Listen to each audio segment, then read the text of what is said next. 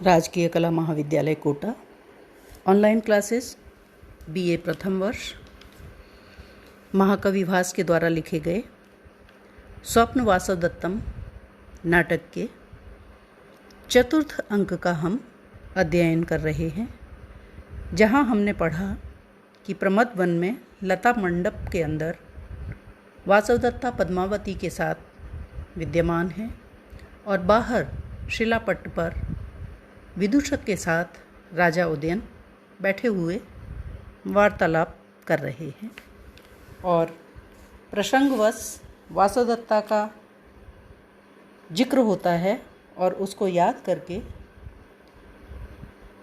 राजा की आंखों में आंसू आ जाते हैं।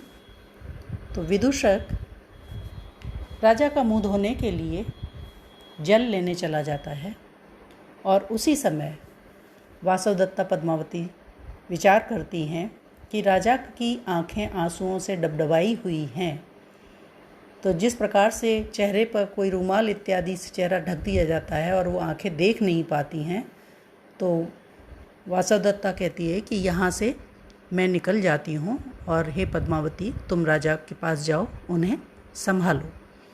तो इसी प्रसंग में वासवदत्ता वहाँ से निकल जाती है और पद्मावती राजा के पास आती है और पूछती है, महाराज, आपकी आंखों में ये आंसू क्यों आ गए हैं? तो उसी समय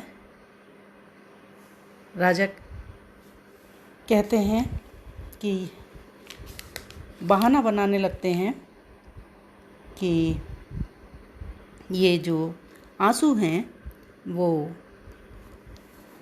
कुछ सही सा जवाब नहीं दे पाते। इसी समय पर विदूषक आ जाता है और वो कहता है कि हे महारानी, यहाँ पर जो काश पुष्प के परागकण हैं वो हवा में होने के कारण, उड़ने के कारण राजा की आंख में अंश गिर गया है, जिस वजह से उनकी आंखों में आंसू आ गए हैं और वो लाया हुआ जल देकर उनका मुख धुलवाते हैं। पद्मावती कहती है कि जो चतुर व्यक्ति होते हैं उनके सेवक जन भी उतने ही चतुर होते हैं, जवाब देने में निपुण होते हैं, हाजिर जवाब होते हैं, क्योंकि विदूषक ने कितना बढ़िया सा बहाना बना करके सत्य को छुपा दिया है। राजा पद्मावती से कहता है, शरद शांक गौरेण वाताविध्येन भामिनी काश पुष्प लवेनेदम शाश्रुपातम मुखम मम।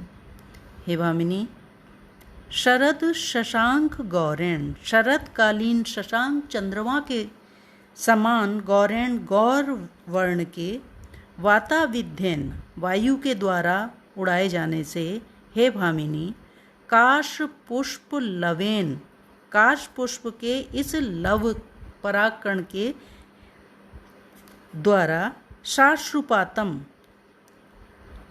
आँख में गिर जाने के कारण में मुखम साश्रु आंसुओं से युक्त कर दिया है।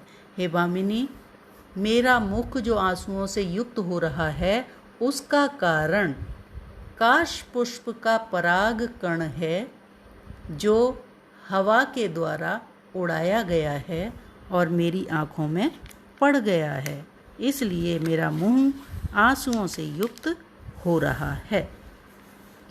आत्मगतम, उसके बाद मन में सोचते हैं, इयं बाला नवोद्वाहा सत्यम श्रुत्वा व्यथाम व्रजेत कामम धीर स्वभावेयम स्त्री स्वभावस्तु कातरः।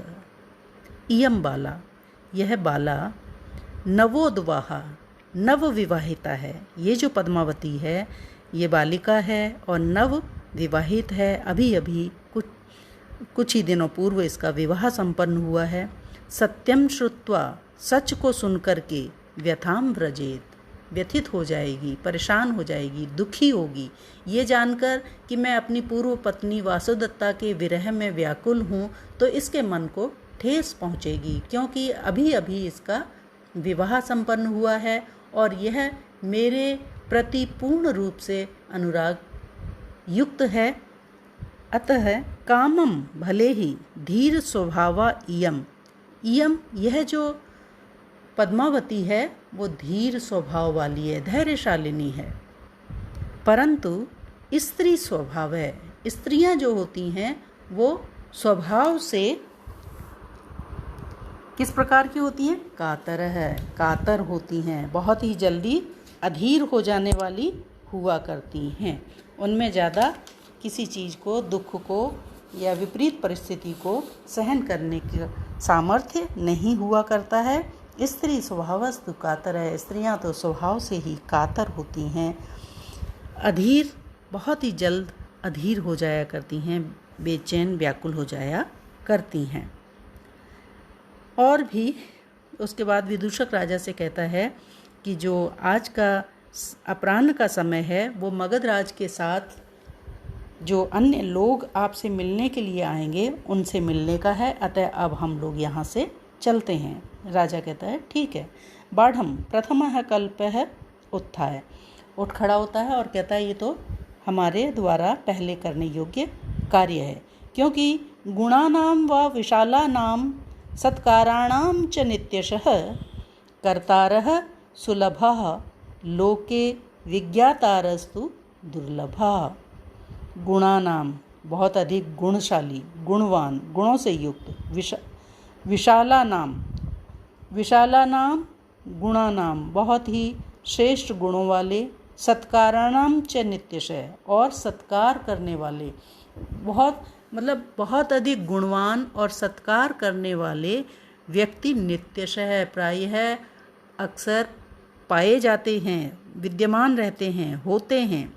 कर्तारः सुलभः, सत्काराणाम कर्तारः, और सत्कार को करने वाले भी सुलभ, आसानी से मिल जाते हैं। तो संसार में गुणी व्यक्तियों की कमी नहीं है, बहुत अधिक बड़े गुणशाली व्यक्ति खूब मिला करते हैं। सत्काराणाम च नित्यशः, और सत्कार करने वाले, सम्मान देने वाले व्यक्तियों की भी कोई कमी नहीं है। कर्तारः सुलभा, सत्कार करने वाले भी आसानी से मिलते हैं। विज्ञातारस्तु दुर्लभा, परंतु लोके, संसार में, विज्ञातार, उस सत्कार को, उस सम्मान को पहचानने वाले दुर्लभा, दुर्लभ होते हैं। किसी के द्वारा किए जा रहे सत्कार को उतने ही सम्मान के साथ अपनाने वाले, उसको पहचानने वाले व्यक्ति दुर्लभ होते हैं। अगर संसार में कमी है तो उन लोगों की जो सत्कार करने वाले की सत्कार भावना को तवज्जो देते हैं, उसे अपने मन में जगह देते हैं, स्थान देते हैं। इति चतुर्थो अंकः, यहीं पर यह चतुर्थ अंक समाप्त होता है।